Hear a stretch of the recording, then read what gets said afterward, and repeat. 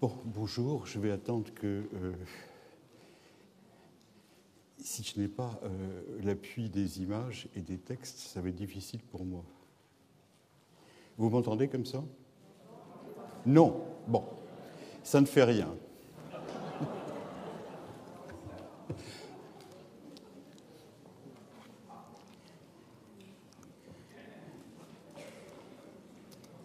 Bon, cela, c'est sans surprise.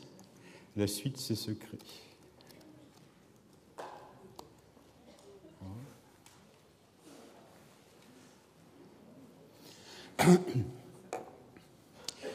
Alors, on va continuer cet exercice que je trouve, pour ma part, extrêmement difficile.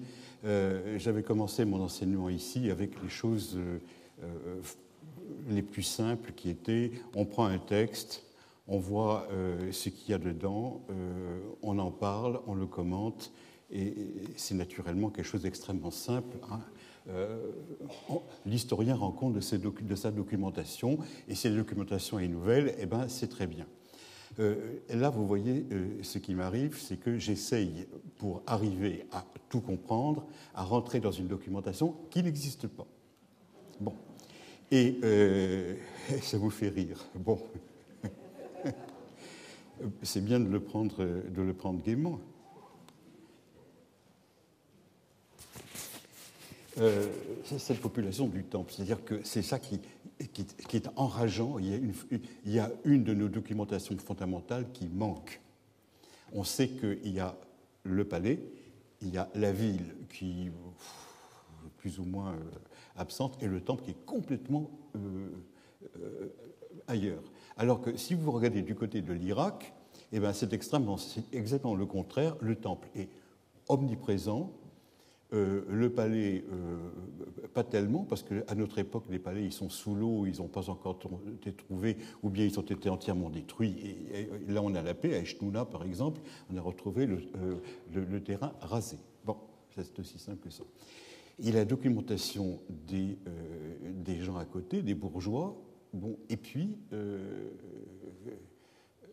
ça ne coïncide pas. Alors, ce qui est d'une certaine façon rassurante, c'est que la documentation de Marie est tellement riche que tous les sujets sont abordés. On arrive à parler de tout.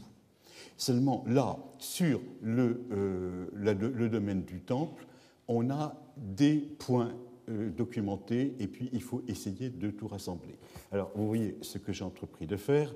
J'ai essayé je suis parti de l'idée auquel je pense réellement, profondément, que le Proche-Orient, il y a une base unitaire avec des documentations particulières qui apparaissent à droite et à gauche et qui font la caractéristique de Sumer, la caractéristique d'Akkad, la caractéristique de Mari, celle du Nord qui commence à apparaître, etc. Bon.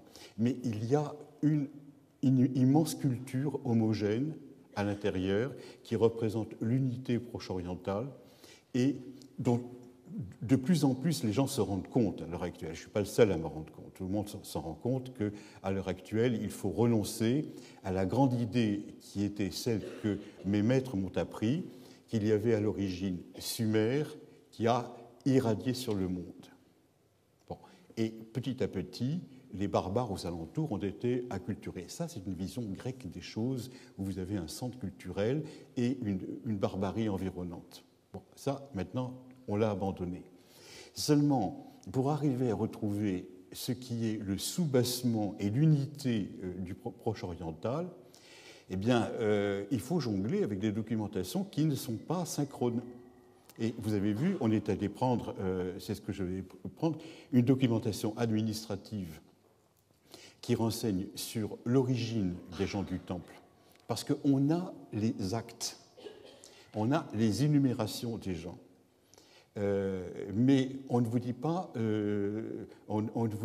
ce que les agissements, ce qu'ils font. On vous dit simplement, bon, ils font, celui-là ne voit pas, celui-là est un goitreux, celle-là c'est une veuve, etc. Il reçoit telle ou telle part. Bon, mais on ne les voit pas agir. Et quand ils sortent de ce milieu-là et qu'ils vont vers le privé ou vers le palais, eh bien à ce moment-là, ils ont des étiquettes nouvelles et comme il n'y a pas de curriculum vitae à l'époque, on ne sait pas qui est qui et d'où ils viennent. Bon, si on va à une documentation postérieure, c'est celle de Edine Dagan A, dont j'avais parlé, qui est une documentation littéraire. Et une documentation littéraire, c'est une documentation qui est très difficile à manipuler d'un point de vue historique. Parce qu'il y a des intentions, parce qu'il y a la façon d'écrire qui prime par rapport à l'information. Et puis, vous avez vu cet hymne, il renseigne sur des moments très importants, mais il ne vous raconte pas tout ce qui se passe. Il y a des choses à picorer à droite et à gauche, comme ça, et puis il faut mettre le lion à l'intérieur. Et le troisième témoignage que j'ai pris avec vous, c'était de l'époque grecque, c'est-à-dire tout à fait au moment où le monde proche-oriental va disparaître, et c'est une vision complètement négative et franchement hostile de quelqu'un qui regarde ça sans très bien le comprendre. Alors, je vous avais dit, quand quelqu'un qui est spécialiste des hautes époques, comme je le suis moi-même, regarde le DDA Syria, il dit à ses collègues, il y a plein de choses dedans qui me rappellent des choses de l'époque ancienne. Et naturellement, c'est interprété autrement. Et on a tout à fait l'impression que c'est la même chose qu'avec un bibliste, quand il met son texte tout à fait à l'époque récente et qu'on lui dit « Ouh, mais à l'époque ancienne, il y a plein de choses qui annoncent déjà ce qui se passe ». Et comme toujours, c'est doit-on rester à l'époque de rédaction ou doit-on regarder vers les endroits d'où cela vient? Alors, il est bien évident que le soi-disant Lucien Loukianos, qui a regardé à Hiérapolis ce qui s'est passé, il a entendu des choses, il les a vues, il les raconte, et lui dire c'est le résultat de quelque chose de plus ancien, c'est quelque chose qui est naturellement, qui peut être très fragilisé par la moindre documentation annexe qui peut arriver. Bon. Alors, je suis tout à fait conscient de ces choses-là, mais je pense que si on veut retrouver un certain milieu proche-oriental qui fait son unité particulière et qui fait sa zone, en quelque sorte, de culture, eh bien, il faut jouer comme ça sur les différentes apparitions de la documentation, en sachant naturellement que on complète un côté par un autre, mais qu'on n'a jamais une vision sereine et complète de la réalité historique. Alors ce n'est pas la peine de me le dire, j'en suis moi-même le premier persuadé. Et alors, parmi ces gens-là, je vous avais pris deux personnes qui étaient l'Assinum et le Courgarou. Pourquoi? Parce que ce sont, dans cette population du Temple, des gens que l'on peut suivre sur plusieurs siècles. Et la documentation qui les concerne est multiple. Alors, je vous avais dit, attention, il n'y a pas un Assinum et un Courgarum, ça, ce sont des entrées de dictionnaire, mais l'un vient de l'autre. Et tout particulièrement, celui qui est à la base de tout le monde, c'est l'Assinum. Il est très bien attesté dans la littérature lyrique de l'Irak au XIXe siècle avant le Christ. Il y a beaucoup de renseignements le concernant.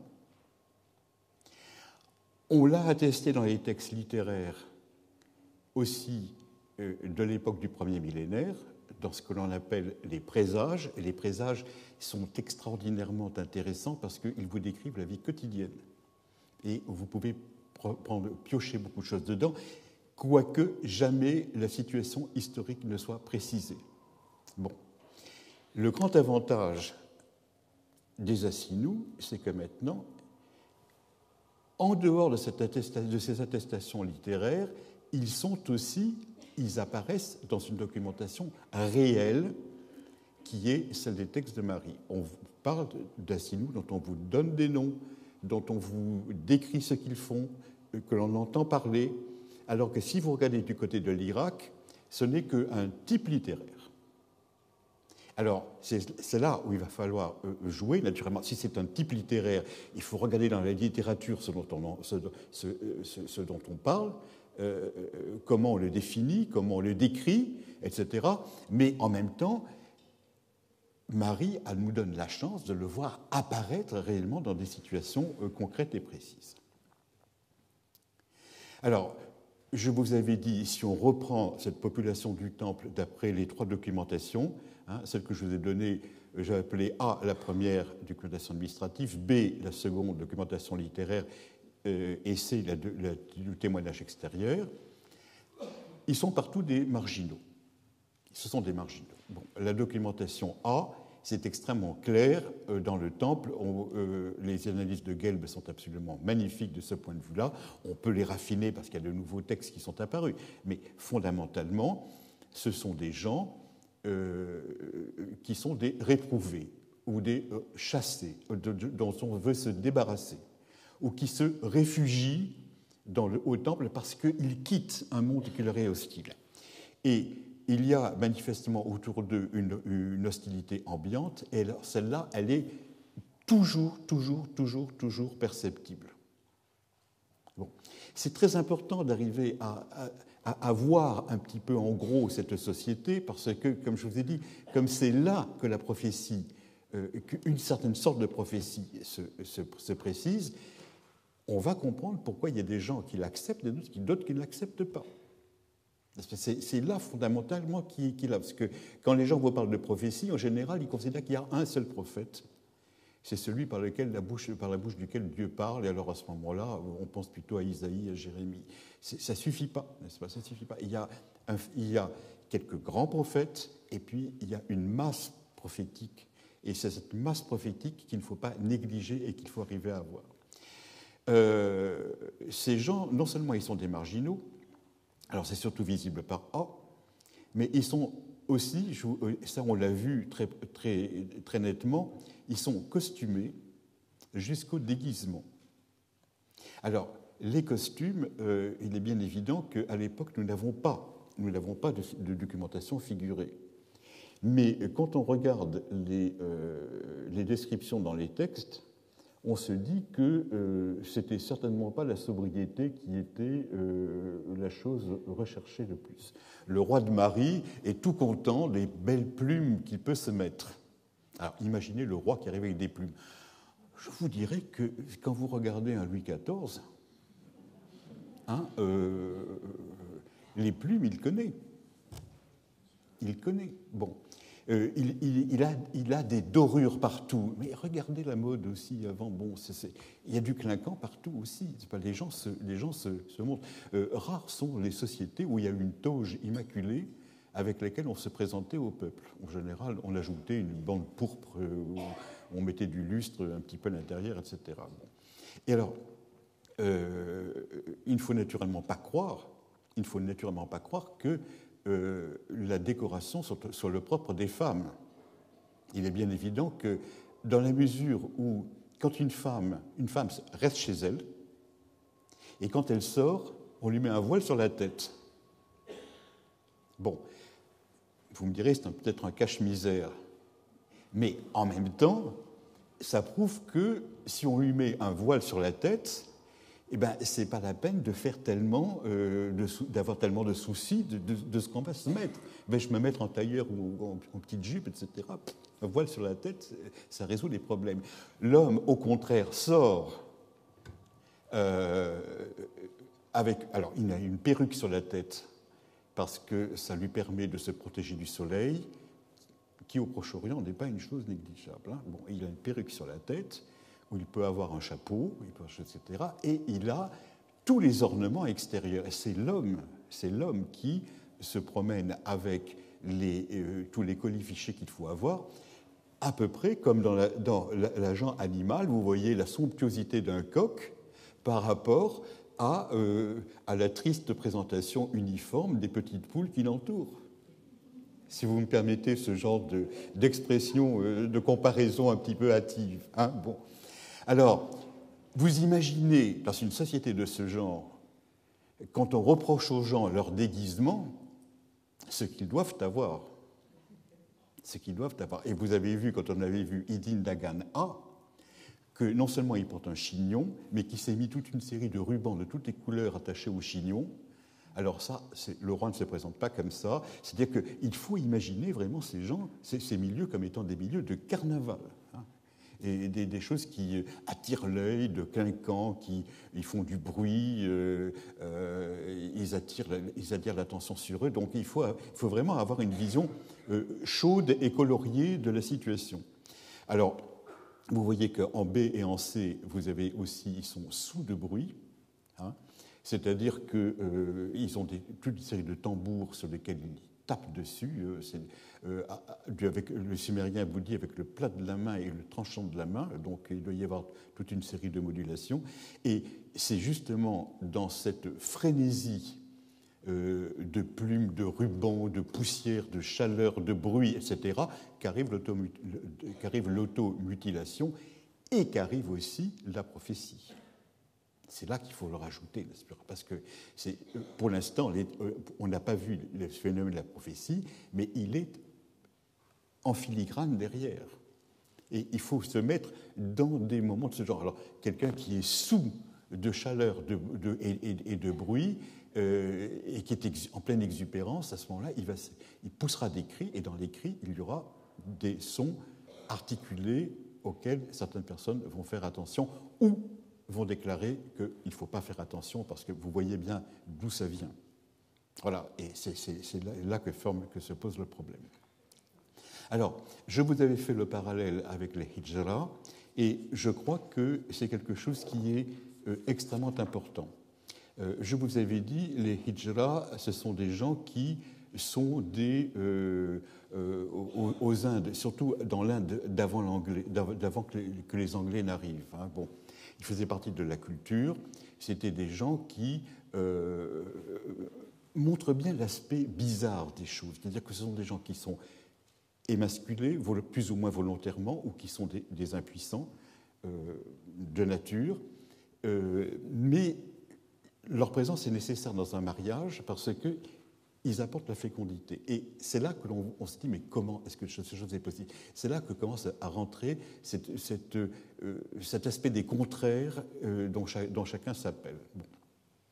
Et je vais aujourd'hui reprendre ce phénomène des hijra d'une façon tout à fait différente. Ce sont des gens qui ont pour tâche, une fois dans l'année, au moins de célébrer une grande fête dans laquelle ils vont mimer un mythe extrêmement important dont on a la trace dans le Mahabharata. Et tout particulièrement, ce mythe représente le mythe du sacrifice du mâle parfait. Avant la bataille, il faut toujours faire un sacrifice aux dieux pour pouvoir mériter la bataille. Ça, c'est quelque chose qui est très courant dans les civilisations de la Terre. Et ce mâle parfait, avant de le sacrifier, eh bien, il avait demandé d'avoir une vie complète, donc de connaître une femme, et le dieu Krishna s'était transformé en femme, justement. Le dieu Krishna, c'est le mâle par excellence, n'est-ce pas, dans la pensée indienne, s'était transformé en femme pour permettre au sacrifié d'assouvir sa complétude, d'être complet tout à fait. Et il y a un aspect naturellement qui est extrêmement bizarre pour quelqu'un d'extérieur, ce Dieu qui devient une femme, cette célébration qui arrive comme cela, ces gens qui s'automutilent. Ça pose une question fondamentale qui est tous ces gens dans le temple qu'on a vus jusqu'à présent, que l'on voit par un regard extérieur, quelles étaient leurs motivations et quelles étaient en quelque sorte ce à quoi ils croyaient. Voilà, c'est ça qui est absolument fondamental. On a le texte du Mahabharata, on peut le voir. Et je crois que ce qui est le plus intéressant dans cette partie du temple que l'on aborde, pour tout le Proche-Orient, mais alors là, par Sumer, par Akkad, par Mari, par la Phénicie, par tout le reste, c'est que c'est une société qui est autour d'une déesse femme. Et dans cette société qui est entièrement masculine et qui proclame le machisme d'une façon absolue, se mettre derrière une déesse femme, c'est créer en quelque sorte l'inversion de la société masculine normale. Voilà, c'est ça qui est fondamental au point de vue notionnel. Ce sont des gens qui vivent fondamentalement dans leurs croyances l'envers de ce que les autres pensent. Et malheureusement, nous n'avons pas les textes qu'ils pouvaient avoir, sauf d'une façon négative. Alors, je vous ai rapporté là un de ces textes qui permet de voir un peu plus dans la mythologie qui était autour de cette déesse femme, autour desquels tous ces hommes, ces gens qui ne devaient plus être hommes, se réunissent. C'est le passage extrêmement célèbre dans lequel, dans le chant 6 de Gilgamesh, dans lequel la déesse a fait des avances à Gilgamesh parce qu'elle est attirée par cet homme jeune, beau, guerrier, viril, qui va à la conquête de tout le monde, et elle lui fait des propositions que vous appellerez naturelles ou honteuses. Bon, ça revient. Pour elle, c'était naturel, pour Gilgamesh, c'était honteux. Et il lui répond d'une façon extrêmement rude, et on admire la patience d'Eshtar de se faire dire tout ça. Elle s'entend raconter le catalogue de ses amants, n'est-ce pas? Et on aurait aimé qu'elle lui ferme le bec tout de suite. Elle a la patience d'écouter. Et pour nous, c'est une chance. Alors, regardez. Tammuz. Bon, Tammuz, c'est le fameux Dumuzi. Tammuz, l'amant de ta jeunesse. Tu lui as alloué une déploration annuelle. Le rôlier, c'est un oiseau, l'oiseau alalou. Alors, on traduit rôlier de pivotero parce que ça fait plus chic de dire rôlier que alalou. Moi, je trouve que c'est aussi obscur de dire rôlier que alalou. Je n'ai jamais vu de rôlier. Je ne sais pas ce que c'est, une sorte de pigeon, peut-être, je ne sais pas. Bon. Le rôlier polychrome, tu l'as aimé. Puis d'un coup, tu lui as brisé les ailes. Le voilà dans les bois qui piaillent mon aile. Le lion tout en vigueur, tu l'as aimé, puis tu lui as creusé 7 fois 7 fosses. Le cheval renommé au combat, tu l'as aimé, puis tu lui as alloué le fouet à pointe et à lanière. Tu lui as alloué de courir sans fin et de ne boire qu'une eau souillée. Tu as endeuillé à jamais sa mère Silili. Ça continue. Hein. Tu as aimé le berger, le pâtre, le gardien de troupeau, qui pour toi sans cesse entassait la cendre et chaque jour sacrifiait des chevrettes. D'un coup, tu l'as changé en loup, que pourchassent ses propres valets et dont ses chiens mordent l'arrière-train. Tu as aimé Ishoulanou, le jardinier de ton père, qui ne cessait de t'offrir des dattes par coup fin. Alors, il y a un grand couplet sur Ishoulanou que j'ai limité à ces 2 premiers. Quand vous regardez ce grand catalogue, la première chose qui apparaît, c'est qu'on nous parle de choses qui sont complètement inconnues partout ailleurs. C'est une mythologie perdue. C'est une mythologie perdue. Alors, vous me direz, c'est un rêve de poète. Eh bien, pas du tout, parce qu'à l'heure actuelle, vous voyez, tu as aimé Ishoulanou, le jardinier de ton père. On a le texte qui vient d'apparaître, et qui est le mythe de Shukaletuda en sumérien, et ce sont des mythes que l'on a attestés de la haute époque en texte sumérien, et on s'est dit que un jour, on risque d'avoir tous ces textes-là. C'est-à-dire qu'on fait en réalité allusion à des choses très bien connues, mais qui pour l'instant ne sont pas disponibles. Shukaletuda, moi quand j'étais étudiant, c'était le moment où on commençait à découvrir les fragments de Shukaletuda. Alors, c'est pas d'aujourd'hui, peut-être, mais on peut espérer gagner des textes en d'autres. Bon. Si vous le regardez, à part Tammuz et Ishoulanou, qui est Tammuz qui est du dieu Dumuzi, et Ishoulanou, qui est un jardinier, partout ailleurs, vous avez des animaux. Bon. Alors, il est bien évident que il ne s'agit pas ici de zoophilie, Il s'agit ici, en réalité, d'anciens amants qui ont été transformés en animaux. C'est ça qui est important. Et vous voyez un texte de ce genre, et c'est là où ça fait un petit peu tourner la tête, parce qu'on se dit où est-ce qu'on peut arrêter dans les comparaisons. Quelle comparaison on a avec ça?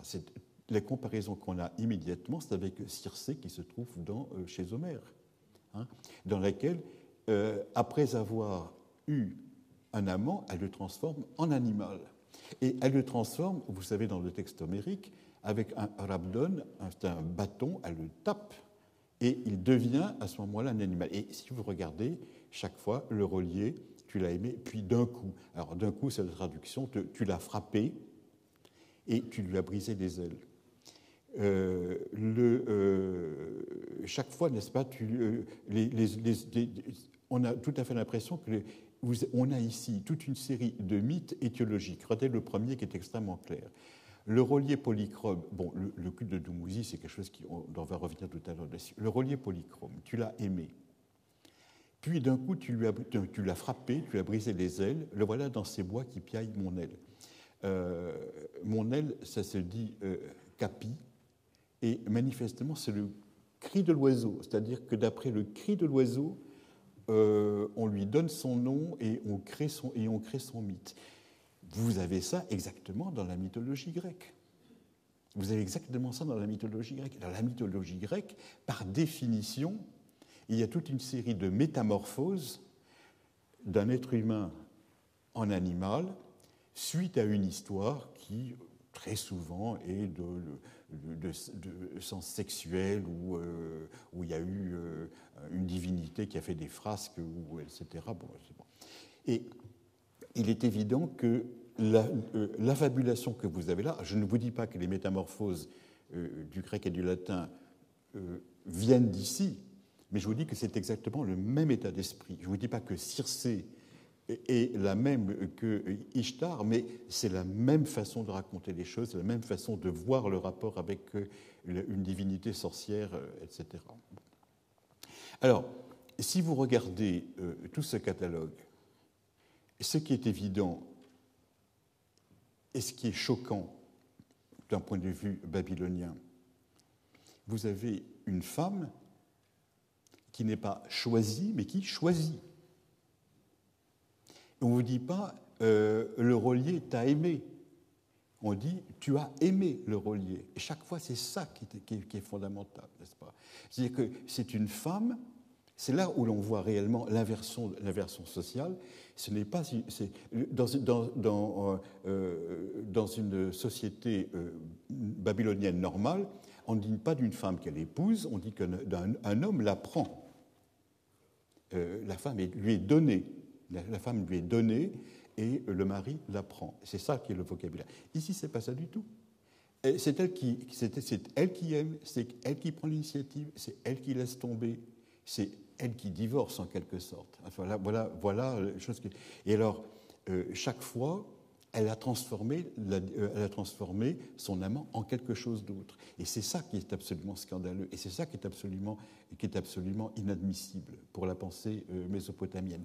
Et c'est là que l'on voit le mieux la différence qu'il y a entre la société de l'Est avec la Babylonie et le pays de Sumer, et du côté de l'Ouest avec, naturellement, la société syrienne et la société de la côte. Et là, il y a une immense séparation entre les deux. Il n'y a pas la même façon de voir les choses. Alors, je dis, là, il y a toute une série de choses. Le berger, le pâtre, le gardien de troupeau. On aurait pensé, naturellement, que c'était l'équivalent de Tammuz, qui est lui aussi un berger, mais il est évident qu'ici, le texte vous les sépare. Ce n'est pas la même chose. Hein, bon. Qui pour toi sans cesse entassait la cendre, ça veut dire qu'il te préparait à manger. Entasser la cendre, ça veut dire que l'on mettait des lits de cendre sur lesquels on mettait la galette à cuire. Et vous voyez ce qui se passe, c'est un travail de femme, ça. C'est la femme qui est capable, qui doit faire à manger à l'homme.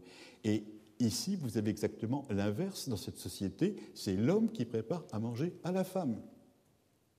Hein?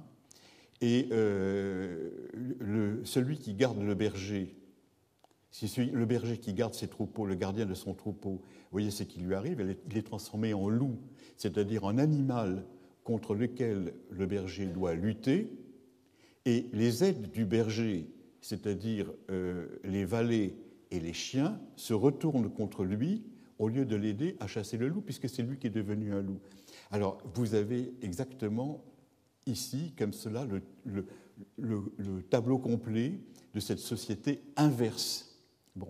Et c'est là que l'on aimerait avoir leur idéologie, les textes qui se racontaient, ce qu'ils mimaient, parce que quand on les voit pousser des grands cris, se taillader, s'agiter sous le soleil ou dans la poussière, etc., il est bien évident que ces gens ne sont pas simplement atteints de délirium très mince, mais qui font des choses et qui miment des choses. Et c'est là où la comparaison avec les hijra est extrêmement importante, parce que aux Indes, nous avons la possibilité de contrôler les différents niveaux. On a le champ complet. Alors que là, on se dit, bon, mais où sont les textes? Ils sont là, les textes sont là. On en a un qui apparaît tout à fait à la fin et les autres ont disparu. Alors, il est tout à fait possible, et ça serait un drame, que ce soit de la littérature purement orale qui n'ait jamais été écrite. Auquel cas, ça, c'est fini pour toujours. Et le dernier des gens frénétiques qui jouaient cela a disparu avec le secret de ces textes. Bon. Ça... On peut toujours rêver que quelqu'un ait écrit un texte et qu'on puisse l'avoir. Alors, ce qui nous reste quand même, à l'heure actuelle, il nous reste tous les textes dont parle Gilgamesh sont en attente. Bon. Nous avons autour de la personne même de Dumuzi, c'est-à-dire le tout premier, le Tammuz de celui dont je vous ai parlé le Tammuz, l'amant de ta jeunesse, qui lui a alloué une déploration annuelle. Il y a une littérature énorme que nous avons encore et qui est en cours de compréhension. Elle a la propriété d'être dans une sorte de sumérien particulier qu'on appelle le Emessal.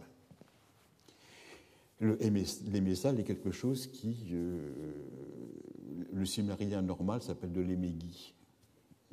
Pas il y a plusieurs interprétations pour Emegi, la langue locale ou la langue noble, etc. Bon. Emessal, c'est une langue qui est réservée aux femmes. C'est-à-dire qu'en sumérien, les hommes et les femmes ne parlent pas la même langue. Ils ne parlent pas la même langue. Et ça, c'est quelque chose qui est assez courant aussi. C'est-à-dire que si vous regardez le drame sanskrit, par exemple, les hommes parlent en sanskrit et les femmes parlent en pali. Et vous avez dans une édition, en général, la transcription du pali en sanskrit pour pouvoir arriver à le lire. C'est-à-dire que le mode d'élocution n'est pas le même. Bon. La différence qu'il y a en sanskrit, c'est que le pali représente un état évolué de la langue sanskrite. C'est du moyen indien par rapport à de l'indien ancien. Donc, par la même occasion, on peut penser que les hommes cultivés connaissaient la langue savante, alors que les femmes qui n'étaient pas cultivées parlaient ce qu'on appelle le vernaculaire. Bon, c'est comme ça que l'explication qui est donnée la plupart du temps par le fait que les hommes parlent le sanskrit et les femmes parlent le pali. Et on a des textes dans lesquels les femmes disent « Oui, je connais le sanskrit, mais je ne l'emploie pas. » Elles sont cultivées, mais elles parlent la langue courante. Le problème n'est pas le même en sanskrit, parce qu'il ne semble pas que les messals soient d'une façon soit une évolution naturelle du sumérien. C'est une langue qui en est dérivée mécaniquement à côté et qui sert avant tout pour la lyrique. Et les textes autour de Dumuzi sont des textes lyriques. Et jusqu'à présent, si vous voulez savoir ce qu'il y a dedans, il y a deux ouvrages magnifiques, qui est Les harpes qui jadis, ou bien Les trésors de l'obscurité, qui sont dus à Thorkild Jacobsen et qui qui était un très grand sumérologue et qui a fait progresser beaucoup la compréhension de ces textes. Mais le problème fondamental, c'est que tout cet énorme corpus, qui est un corpus lyrique, est absolument sans aucune liaison historique avec la société. Et c'est complètement déconnecté. Et le problème est de savoir comment le réintroduire dans la société. Alors, c'est quelque chose auquel il faut faire très attention. Quand on a fait des fouilles dans la ville de Our, on a trouvé des montagnes de textes sumériens et les gens se sont précipités dessus, on en fait des éditions et ce sont des textes qui étaient extrêmement importants au point de vue de la religion, de la politique. Il y avait un texte qui était « Acclamation du clergé à Eridu devant l'arrivée d'Hammurabi ». Chose absolument, Hammurabi de Babylone, bien sûr. Bon. Et ces textes étaient pris au premier degré. Bon. Et il s'est passé une chose qui a été absolument admirable, c'est que pour sa thèse, Dominique Charpin a remis tous les textes sumériens dans les endroits de fouilles où ils avaient été trouvés, et on s'est rendu compte que toute cette littérature de mythologie, de politique, de grande littérature, etc., était en réalité une littérature faite par des clercs. C'est pour ça qu'elle avait si peu de comparaison avec le reste. Et la littérature sumérienne, en quelque sorte, est redescendue du ciel sur la terre, et c'est devenu une littérature de placée pour faire plaisir à un roi, ou d'exercices scolaires, ou des choses de ce genre, etc. Et ça a été un choc absolument complet. C'est-à-dire cette littérature qui était comprise comme étant l'émanation de la civilisation sumérienne était en réalité une littérature purement circonscrite à un milieu de lettrés. Et ça change historiquement, ça change complètement la façon de voir les choses. Bon. Et le jour où toute cette littérature en émessal autour de Dumuzi sera réintégrée à un domaine archéologique précis et on pourra savoir qui s'en servait, comment on s'en servait et tout le reste, à ce moment-là, l'interprétation changera. Il est certain que pour une bonne part, il y a une curiosité érudite de gens qui ont noté des choses populaires. Alors vous me direz comment ça se fait. Pensez aux frères Grimm, qui ont passé leur temps à écouter des contes de vieilles dames pour pouvoir écrire la littérature de contes qui existe à partir de ce moment-là. La curiosité, elle est absolument sur tous les domaines. Et il y a des gens qui sont curieux de tout. Alors, c'est assez beau comme littérature, il y a des gens qui ont dû apprécier cela. Le problème est, derrière cette littérature savante et très poétique, on aimerait savoir quelle est la réalité précise. Bon, la réalité, c'est qu'il y a un Dieu qui souffre, qui meurt, qui renaît, et on aimerait bien savoir quelle est la littérature, à quelle partie de la population il faut attribuer cela, et absolument pas à tout.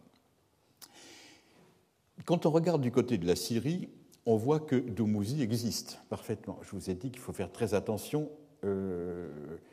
Dumuzi, c'est une réalité proche orientale, et Sumer n'en est qu'une des attestations. J'étais très content de voir que je ne suis pas le seul à le penser. Il y en a plein d'autres maintenant qui commencent à le penser. Quand vous regardez du côté de la Syrie, vous vous rendez compte que la base de l'interprétation de ces dieux, ça peut venir en partie d'une vision naturaliste des choses. Si vous regardez par exemple en Syrie ce qui se passe, le dieu Dagan et l'incarnation du grain qui meurt, et il est lié au culte des morts. Enki, alors je vous l'ai mis en majuscule parce que c'est un idéogramme sumérien, c'est une expression sumérienne, c'est comme ça que les textes décrivent. Mais la prononciation c'est Hayu, c'est le grain de vie, et en réalité le grain de vie il est lié à l'activité et à l'intelligence agissante. Bon, alors vous me direz, une interprétation naturaliste, ça ne va pas très très loin d'un point de vue religieux. Bon, on constate en tout cas, on constate ça. Hein, on constate des choses de ce genre. Donc il peut y avoir, derrière les grands mythes qui concernent Ishtar, eh bien, là aussi, une grande part de naturalisme et de considérer que, bon, eh bien, c'est le cycle de la vie, de la mort, et que les gens l'ont interprété de certaines façons, et puis voilà comment cela se passe. Alors, si on se tourne maintenant du côté de Marie, je vous ai dit, la grande différence entre l'Est et l'Ouest, c'est qu'il n'y a que l'Assinou qui apparaît. Alors que du côté de l'Est, vous avez le Korgara et les Sagoursak, c'est-à-dire les Korgarous, les Assinous. Il ne faut pas faire attention à une chose de ce genre, parce que le Korgarou, on l'avait vu pour le mythe de Idindagan A, enfin l'hymne de Idindagan A, c'est le Sagoursak qui se mutile. Donc il apparaît à un moment donné, ce n'est pas quelqu'un qui est par nature quelque chose d'indépendant, c'est un Assinou qui s'étant émasculé, apparaît tel quel et ressent les sensations de Korgara. Donc le fait que les textes de Marie ne mentionnent pas le Korgarou n'est pas une chose très importante. Vous verrez qu'il y en a d'autres à côté qui apparaissent et qu'il faudra expliquer. Regardons un des textes qui nous mentionne du personnel de temple. Bon. Alors, il faut arriver naturellement à le déchiffrer. Ces textes, si vous les prenez d'un point de vue philologique, il n'y a pas grand-chose à en tirer. Comme nomenclature de dictionnaire, le texte est relativement pauvre. D'un point de vue historique, il est en réalité extrêmement riche. Vous voyez ce que c'est? Il y a un tableau. D'un côté, vous avez un demi-cycle d'argent, poids d'un anneau, et ensuite, vous avez un nom propre. Et puis ensuite, vous avez une série qui est reprise par Temple, la déesse d'Eritum, Temple, la déesse d'Anonitum. Et je vous ai mis entre parenthèses, pour votre esbaudissement, la traduction en français de ce que veulent dire ces noms propres. Tous les noms propres ont tous un sens. Si un nom propre n'a pas un sens, c'est un nom propre étranger ou que vous l'avez mal lu. C'est l'un ou l'autre. Il y a... quand vous voyez un texte publié avec des noms propres un peu trop bizarres, vous pouvez dire l'éditeur s'est pas beaucoup fatigué. Bon. Alors, dans le temple de la déesse d'Eritum, c'est-à-dire qui habite à Der, bon, elle porte des noms extrêmement simples. La déesse de Der s'appelle d'Eritum. Vous avez des femmes, Eshtarumi, Achatima, d'Eritum Sharat. Vous voyez la femme qui habite d'Eritum et qui porte le nom de la déesse de Der est une reine, ça marche très bien. Ensuite, vous avez la déesse d'Anonitum.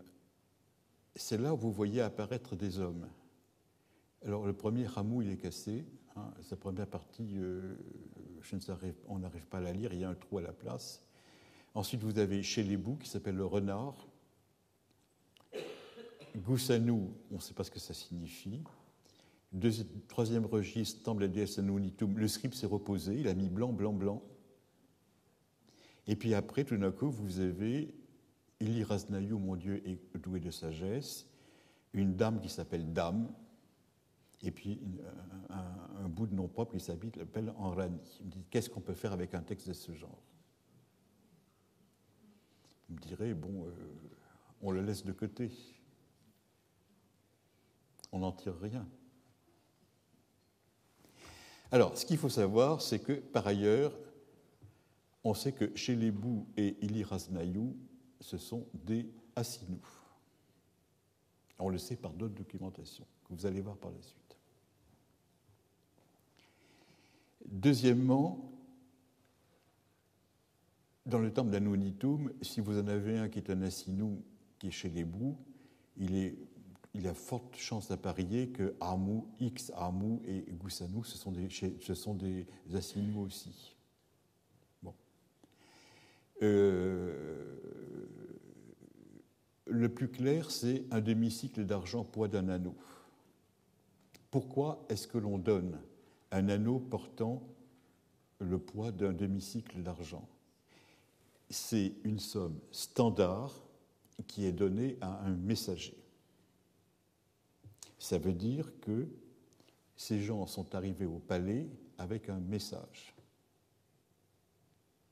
Et le message qu'ils peuvent avoir à dire, c'est un message divin, ce n'est pas autre chose. Et on le connaît très clairement pour Élie Raznaïou, on le connaît aussi pour Rocher les Bous. Ce sont des gens dont... Et c'est ça qui était... On l'avait vu déjà ça l'année dernière, quelqu'un qui arrive envoyé par la divinité et reçu avec les mêmes égards qu'un ambassadeur qui est envoyé par un roi d'à côté. La divinité est une reine ou un roi par nature. Alors, ce texte est un texte, un bordereau de dépenses, dans lequel vous voyez les sommes qui ont été données, un demi-cycle d'argent, un quart de cycle, un quart de cycle, un quart de cycle, etc. On peut faire la somme.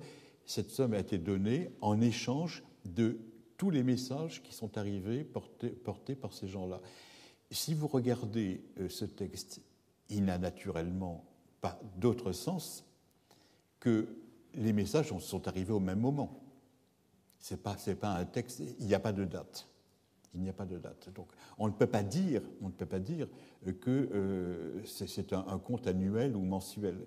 Et il y a eu un moment donné où toute une série de gens venant du temple à la déesse d'Eritum, venant du temple à la déesse d'Anunitum, en deux vagues, la première, bon, manifestement, la seconde, on ne sait pas ce qui s'est passé, ont apporté des prophéties à la divinité.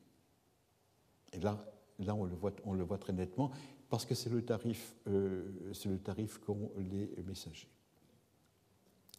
Alors, celui qui est le mieux connu dedans, c'est chez les Bous.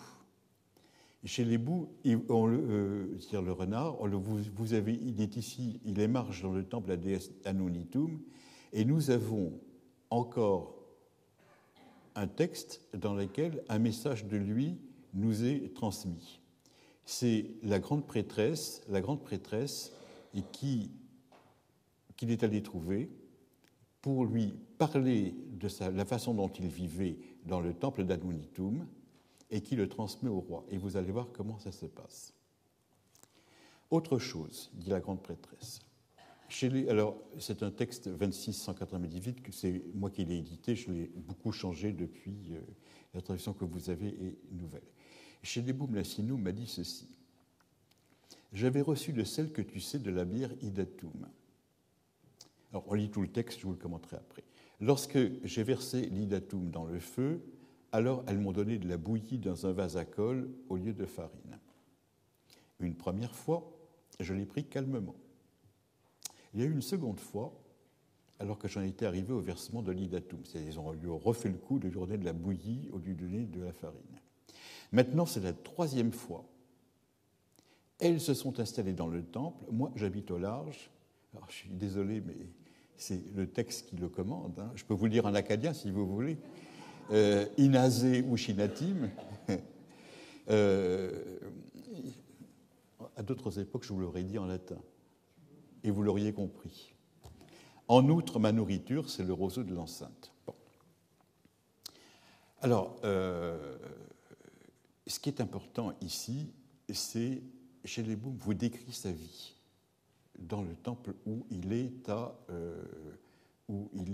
à demeure. Et vous voyez que ça se passe, sinon mal, en tout cas pas comme il le souhaiterait. Vous voyez ce texte qui est extrêmement frustrant. J'avais reçu de celle que tu sais, Aniatum, dit le texte. Alors, celle que tu sais, la grande prêtresse sait parfaitement de qui on parle. En nous, on aimerait savoir. La politesse consiste à ne jamais appeler un chat un chat. On dit ce coquin ou cet individu ou celui que tu sais. Voilà.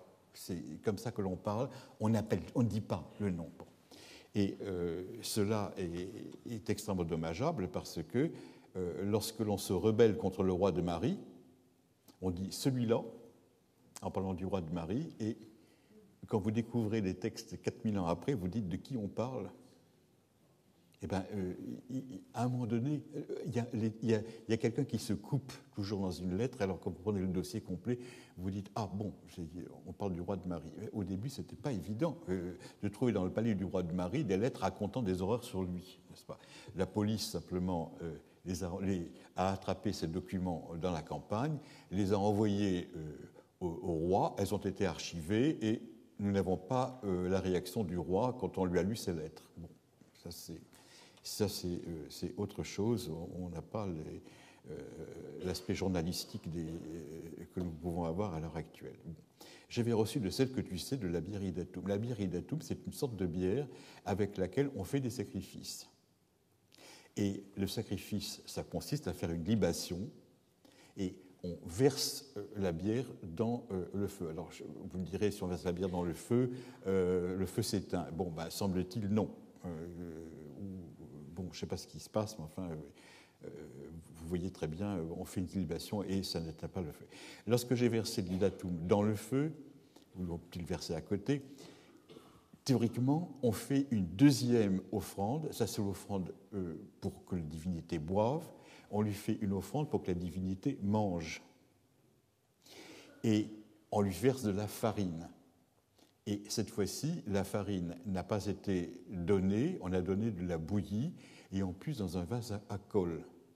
Bon, on traduit mot à mot le texte est donné. C'est-à-dire que, manifestement, les deux dames inconnues, ou les trois dames, ou les quatre dames, je ne sais pas combien il y en avait, inconnues là, se sont amusées à non seulement donner autre chose que de la farine, mais de la bouillie, et dans un vase, etc. Donc, il a dû avoir des problèmes pour le verser. Bon, manifestement, il est furieux. C'est quelque chose qui s'est mal passé. Et j'imagine que les autres dames étaient certainement très contentes de ce qui se passait. Bon. Alors, une première fois, je l'ai pris calmement. Ça veut dire qu'il n'a pas fait de réflexion. Il y a eu une seconde fois, alors que j'en étais arrivé au versement de l'idatum, bon, on lui a refait le coup de la bouillie. Maintenant, c'est la troisième fois. Et alors, manifestement, ces femmes, ce sont certainement des prêtresses. Elles se sont installées dans le temple. Elles ont pris leurs aises dans le temple. Bon. Et moi, j'habite au large. Alors, c'est certainement ironique. Et l'expression qui vient après de la mer de l'urine, ça veut dire, il faut comprendre, en français, nous traduirions de façon différente. On dirait, oh ben, ça alors, ou bien merde alors, ou chose de ce genre. C'est un juron. C'est un juron.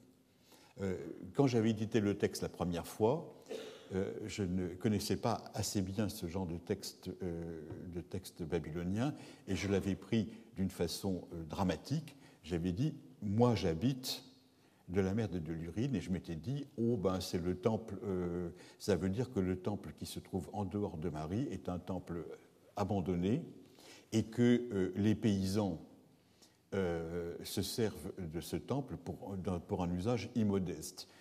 Si tout être qui a fait des fouilles en Syrie se rend compte à un moment donné que la fouille qui a été abandonnée a servi à d'autres emplois entre-temps et n'a pas été non visitée ni inoccupée. Alors, je l'avais pris comme ça en disant on en a fait un usage immodeste. En réalité, je pense que c'est tout à fait différent. Maintenant, c'est une injure. Ça revient à dire c'est un scandale. Bon. En outre, ma nourriture, c'est le roseau de l'enceinte. Alors, la nourriture, c'est le roseau de l'enceinte, c'est-à-dire qu'il est obligé de manger. Non pas, il ne participe pas au sacrifice de la divinité, mais il mange. Bon, certainement, il doit y avoir un roseau d'homme comestible quelconque dont il fait sa nourriture et sur lequel il est obligé de se rabattre. Si vous vous rappelez la malédiction portée par la reine des enfers contre la Sinou, vous avez exactement la même chose ici. C'est-à-dire qu'on dit qu'il faut qu'il mange. Et il y a une expression extrêmement bizarre qu'on n'arrive pas à comprendre, c'est le pain de charrue. Qu'est-ce que c'est que le bain de charrue? Je vous ai dit, on ne sait pas. Mais c'est certainement quelque chose de défavorable. Et il buvait, il était obligé de boire l'eau croupie de la ville. Bon, alors, j'en avais tiré l'argument que c'était un paria dont la vie était difficile et qui n'avait pas de chez lui. Et si vous regardez le texte dans lequel l'Asinum de Marie décrit la vie qu'il peut avoir, c'est exactement la même chose. Vous avez une rencontre absolument complète entre quelqu'un dont on se moque et dont on ne facilite pas la vie et qui est obligé de manger une nourriture qui n'est certainement pas excellente, le roseau de l'enceinte, par rapport au texte théologique qu'on avait ailleurs. Alors, le deuxième que nous avons, c'est Iliraznayou, celui que vous avez là, après celui de la Desanonitum, et lui nous donne un oracle contre Babylone. On le reverra lorsqu'on verra les textes d'oracle. Bon, ce qui manque pour Marie, c'est les travestissements et l'automutilation qui lui fait perdre sa virilité. Ces choses n'apparaissent pas. Et si vous regardez le texte de 2698, vous ne pouvez rien en tirer de parallèle pour la documentation je vous ai dit, qui hésitait à en faire soit un homosexuel, soit un eunuque. Là, vous avez quoi? Vous avez un pauvre diable dont on se moque et dont on ne rend pas la vie facile. Le deuxième avec Iliraznayou, c'est pareil, n'est-ce pas? Bon.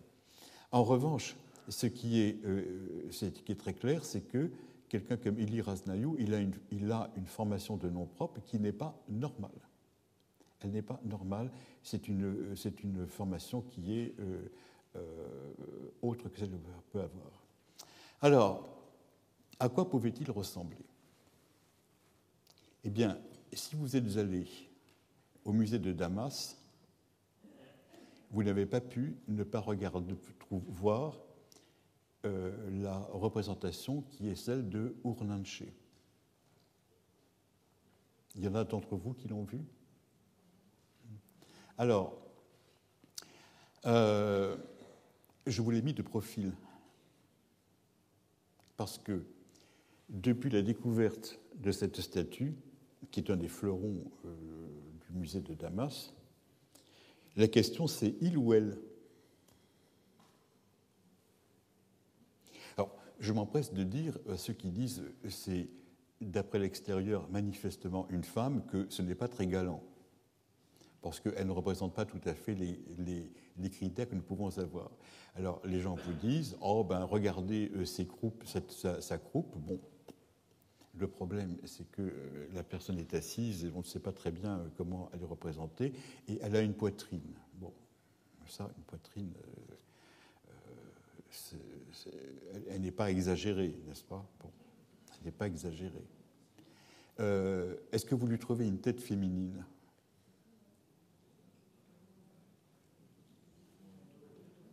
Avouez que elle a un petit nez pointu, mais à part ça, c'est...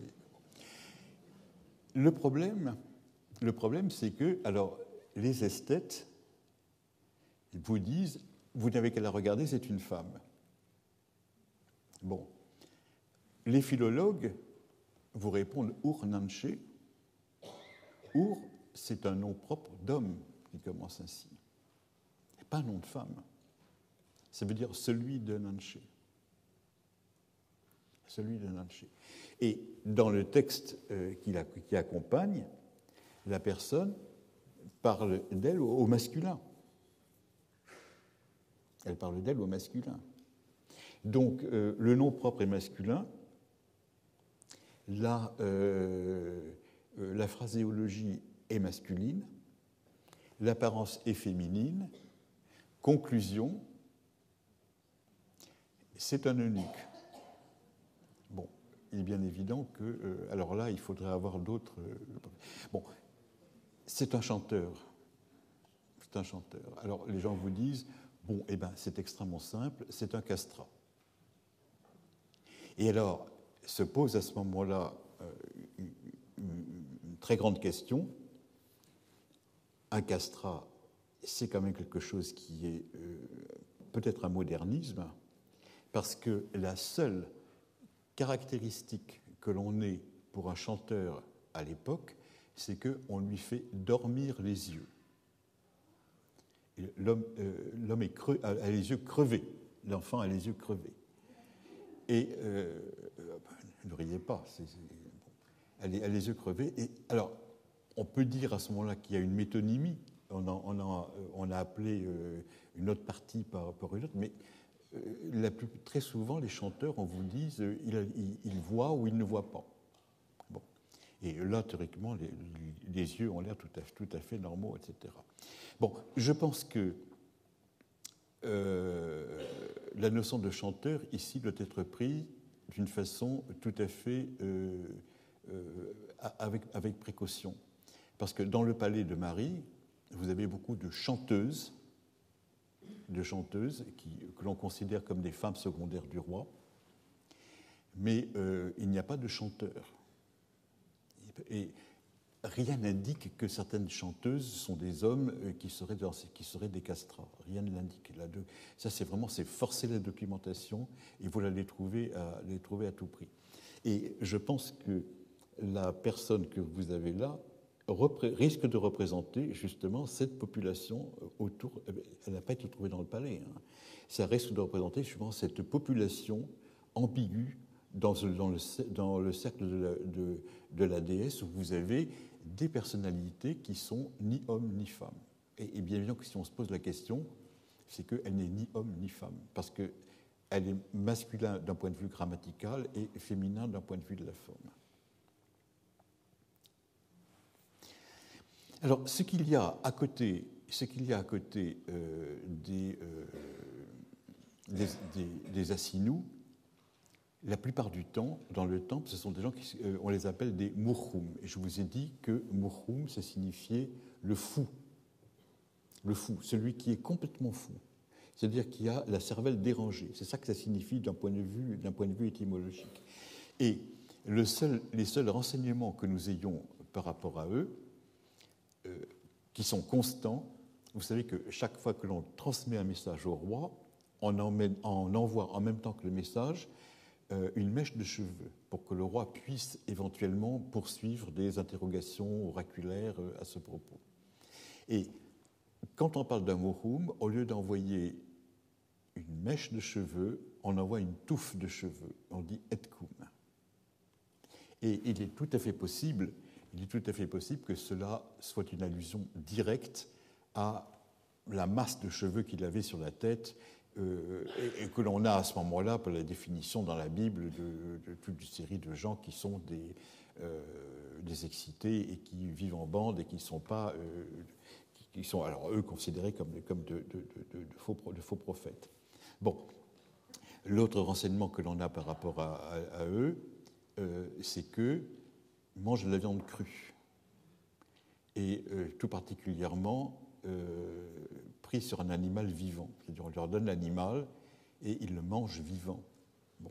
C'est-à-dire qu'on a tout à fait l'impression que là encore, si la documentation sur les Assinous ne permet pas de retrouver la documentation qui se trouve du côté de la Mésopotamie, il y a toute une série d'indices qui montrent que ce sont même des gens qui sont quand même tout à fait particuliers. Alors, arrivé à ce moment de l'exposé, vous voyez que nous voyons que nous arrivons à définir deux choses entièrement différentes. Vous avez une prophétie qui accompagne la divination, qui est le fait de l'apilum, l'apilum étant celui qui parle après le devin. Ça représente la grande divination, et c'est celle que nous avons vue l'année dernière, et qui est effectivement celle qui se compare le mieux avec la documentation d'origine biblique. Et puis à côté, vous avez une autre prophétie que l'on peut appeler spontanée, et qui est le fait d'une autre population, et qui, elle, vient des tréfonds du temple. Et je pense que c'est ces deux choses-là qu'il faut prendre maintenant ensemble pour définir la prophétie. Vous ne pouvez pas avantager l'une par rapport à l'autre. Et il est évident que les deux, naturellement, ont coexisté tout le temps. Du côté de l'Ouest, vous l'avez en permanence, il y en a une qui est privilégiée. À Marie, vous avez les deux, elles sont prises toutes les deux avec le même sérieux. Et du côté de l'Est, on considère que la grande prophétie et la prophétie secondaire, c'est du pareil au même, et on n'accepte aucune des deux. Voilà, ça c'est une chose qui est absolument fondamentale. Alors, regardons maintenant un phénomène, un fait historique, c'est comment peut-on sauter de la documentation la prophétie parallèle à la divination. Je vous ai dit que c'est avant tout dans la région de l'Oronte que l'on a, c'est-à-dire dans la région du nord-ouest de la Syrie. Quel lien peut-il y avoir entre cette divination et la divination ultérieure que l'on retrouvera du côté de la côte ou que l'on retrouvera du côté de la Palestine? Bon. Eh bien, à l'heure actuelle, on arrive à faire le lien entre les deux documentations. C'est quelque chose qui est entièrement nouveau, mais dont il faut maintenant tenir compte. Pour tout ce qui est la période moyenne, il faut regarder du côté des Hittites. Les Hittites, vous savez, c'est cette civilisation qui se trouve du côté de la Turquie, dans le centre de la Turquie, qui est une documentation de langue indo-européenne, mais qui utilise beaucoup le cunéiforme, qui écrivent aussi, ils vont en partie en akkadien, et ils ont translaté dans leur langue à eux beaucoup de textes qui ne sont plus attestés ni en Syrie, ni du côté de l'Est. Donc la documentation hittite est quelque chose qui est c'est un témoin traduit de ce qui a disparu. Et chez les Hittites, il y a un terme extrêmement bizarre qui apparaît, qui est le Shiunyanza, et dont la formation est extrêmement simple. Si vous connaissez un petit peu les langues indo-européennes, le Hansa, c'est un participe en ant, que vous avez en latin encore, ou dans les adverbes, le plein d'adverbes dans des langues romanes. Siou, c'est l'équivalent du grec théos.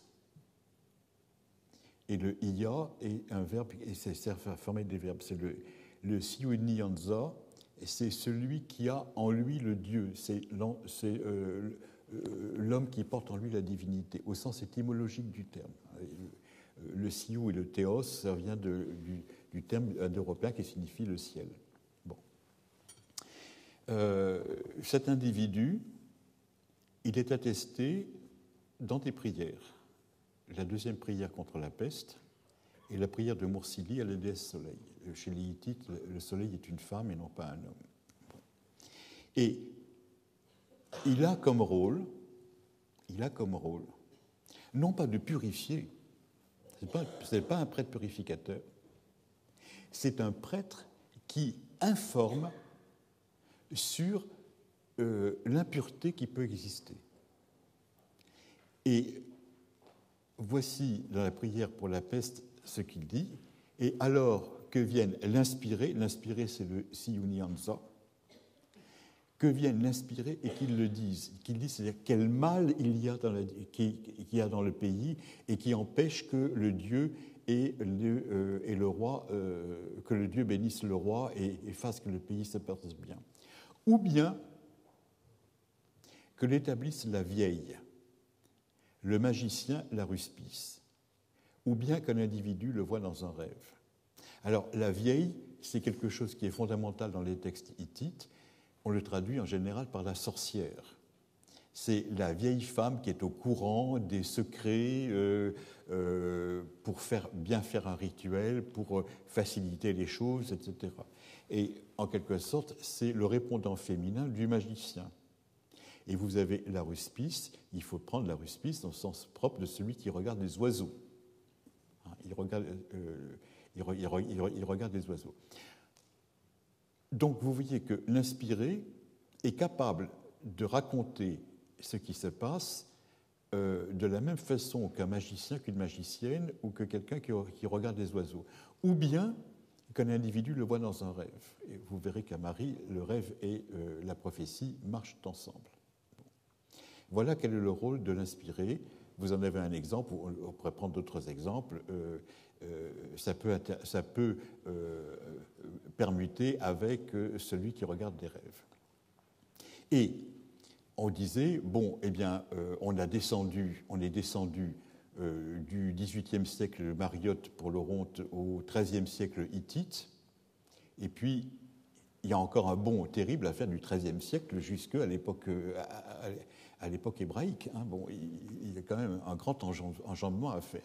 Eh bien, pour vous montrer à quel point, petit à petit, les documents arrivent pour se mettre en place, nous possédons maintenant une stèle louvite sur le culte du dieu de l'orage Atil-Barsip. Alors, la date, c'est le Xe siècle ou le IXe siècle avant le Christ. Donc, vous voyez, paf, ça descend. Ah, puis après, il y aura la stèle de Zakour, bien sûr, mais ça, je ne vous en parle pas parce que ce n'est pas à moi de vous en parler.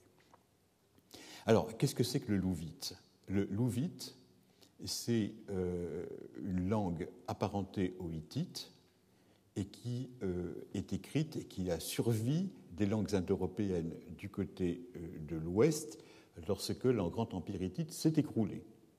C'est-à-dire le Grand Empire, la capitale Ratusha a flambé, a disparu, mais il y a toute une population indo-européenne qui continue à survivre, et le pouvoir hittite qui a perdu Ratusha se perpétue à Carchemish du côté de la Syrie, et ils ont laissé toute une série de textes très compliqués qu'on arrive maintenant à les comprendre. Au point de vue de la géographie, vous voyez, les Hittites se trouvaient quelque part par là. Ici, la Carchemish, qui représente le grand centre récent dans lequel le pouvoir hittite s'est réfugié lorsque les Phrygiens se sont emparés de l'Empire hittite. Et toute cette région-là est une région dans laquelle il y a de la langue louvite, des inscriptions louvites. Et tout particulièrement le texte dont je vous parle, hein, celui qui est ici, édité par Guy Bunas dans ses trouvailles, a été trouvé à Tel Ahmar. Tel Ahmar, c'est le nom moderne de Til-Barsip, qui est le nom ancien, et qui, à l'époque, s'appelait Masouari. C'est un site qui se trouve sur une route extrêmement importante et qui a passé son temps à changer de nom. Quand les Assyriens sont arrivés, ils ont encore changé le nom. Bon, alors, à l'heure actuelle, faites attention que Til-Barsip, si ça s'appelle Til comme cela, ce n'est pas un nom ancien, ce n'est pas un nom moderne, c'est un nom ancien. Le nom moderne, c'est celui-là. Il se trouve juste en face de Carchemish, là. Et le document dont je vais vous parler a été retrouvé dans un petit village à côté, tombé dans l'Euphrate, et aux chances, n'est-ce pas, l'Euphrate, au lieu d'effacer tous les caractères de la stèle, les a simplement nettoyés, c'est-à-dire que c'est quelque chose qui est absolument, à l'heure actuelle, qui se lit sans aucun problème. Et si vous avez eu la chance d'aller à Alep, vous avez dû remarquer ce magnifique document qui se trouve dans le jardin à l'intérieur du musée, protégé par un petit auvent, parce qu'il ne faut quand même pas que la pluie lui tombe dessus. Voilà. Et c'est bon, comme il y a très peu de gens qui soient capables de lire ce genre de texte au monde, le texte, même inédit, était livré à l'admiration du monde en disant « si vous arrivez à le comprendre, allez-y ». Il doit y avoir 3 ou 4 personnes au monde capables de le lire réellement. Alors, cette stèle, vous voyez comment elle se présente. Elle se présente avec le dieu portant le foudre dans la main, avec son grand idéogramme qui le présente avec les 2 ailes de le soleil, et il est monté sur un animal. C'est la caractéristique normale d'un dieu syrien. Il est monté sur un animal totem qu'il représente. Bon, c'est le veau d'or, si vous voulez, sans la divinité. Et alors, vous avez naturellement sur toutes les faces, ça c'en est le devant, mais vous avez un texte qui est là, ici sur les côtés, et puis derrière. Alors, il est représenté ici, et voilà comment ça se présente. Vous voyez, ce sont des hiéroglyphes néo-hittites. Alors, pour que ce soit plus clair, je vous ai donné la représentation dessinée par David Hawkins. Vous voyez comment l'écriture est réapparue à ce moment-là, quand les gens vous disent naïvement « Oh, l'écriture archaïque, ce sont des idéogrammes », et puis après, ça devient de moins en moins imagé, et ça devient les écritures alphabétiques que nous employons.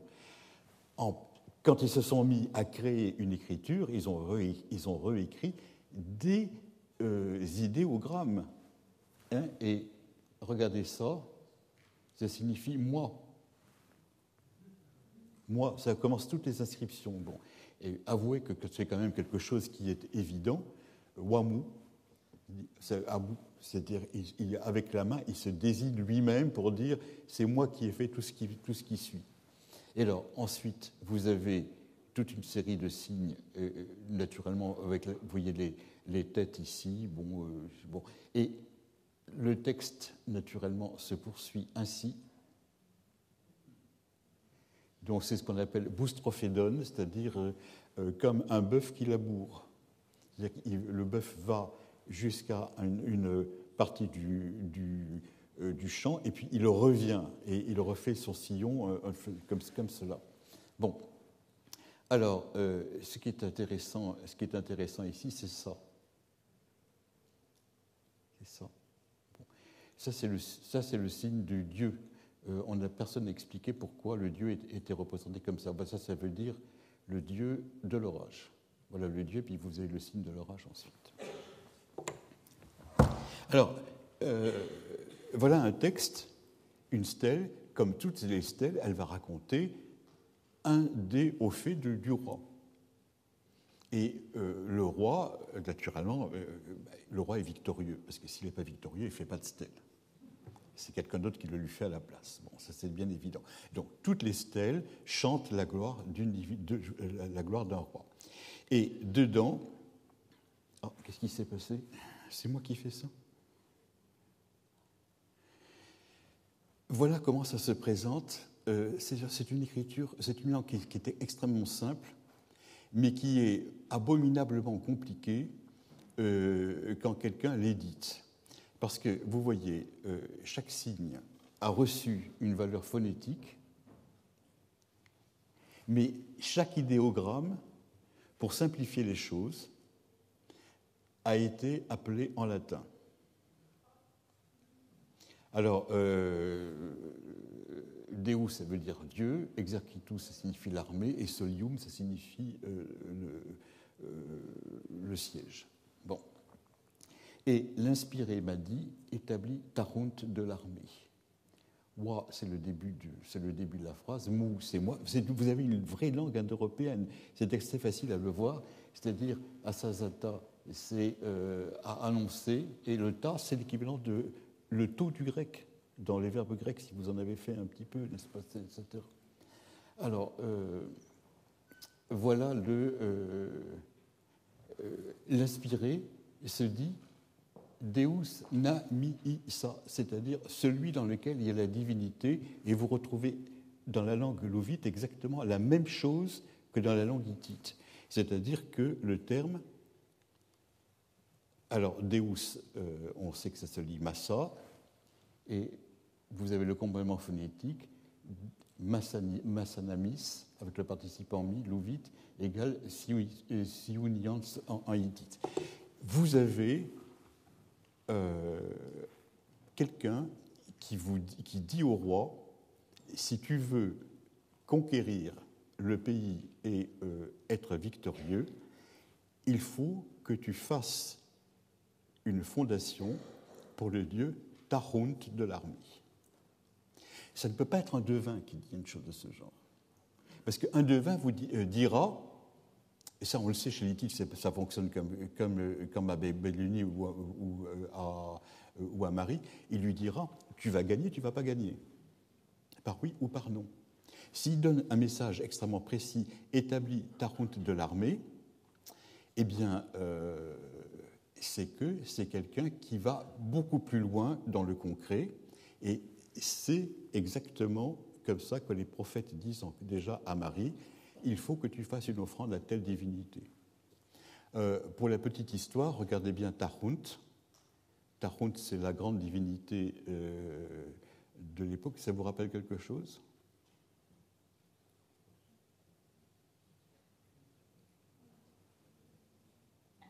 Je vois à votre silence que... Ou bien vous dormez complètement, ou bien vous ne savez pas. C'est l'équivalent de Tarchon l'Ancien ou Tarchon le Jeune chez les Latins, n'est-ce pas ? C'est une des preuves que l'on peut avoir qu'une partie du culte de l'Anatolie a terminé en Italie. Tarhunt, alors, Tarchon ne signifie rien en étrusque, naturellement, mais en hittite, ça signifie le triomphateur, celui qui l'emporte, etc. Il n'y a pas de raison de mettre en doute une évidence de ce genre. Mais c'est le grand Dieu, le grand Dieu de l'orage. Voilà.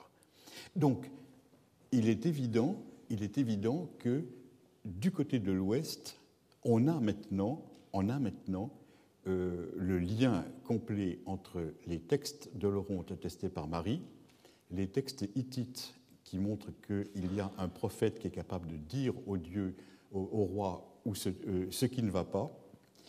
Vous avez maintenant un texte du IXe siècle, fin du Xe au début du IXe siècle, qui vous dit de façon extrêmement précise ce qu'il faut faire pour gagner la guerre.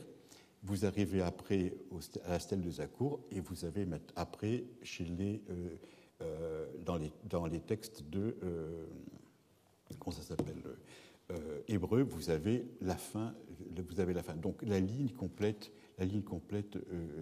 existe. Alors, ce qui nous reste maintenant à voir, eh bien, c'est justement comment les gens vont pouvoir réagir à cette prophétie et quand est-ce que ces prophéties arrivent. Alors, il va falloir naturellement jouer sur les deux tableaux, le tableau de la grande prophétie et le tableau de la petite prophétie, c'est-à-dire les grands prophètes qui sont les Apilum et les autres qui sont des Muhum ou des Asinum. Et il est évident que vous avez là exactement la même séparation que vous avez entre le diseur de bonne aventure, et qui n'engage que lui, mais que l'on écoute parce qu'on ne sait jamais ce qu'il peut raconter, et puis vous avez en même temps celui qui va être le conseiller royal. Et on va voir, au point de vue des cultes, comment les choses s'arrangent les unes par rapport aux autres.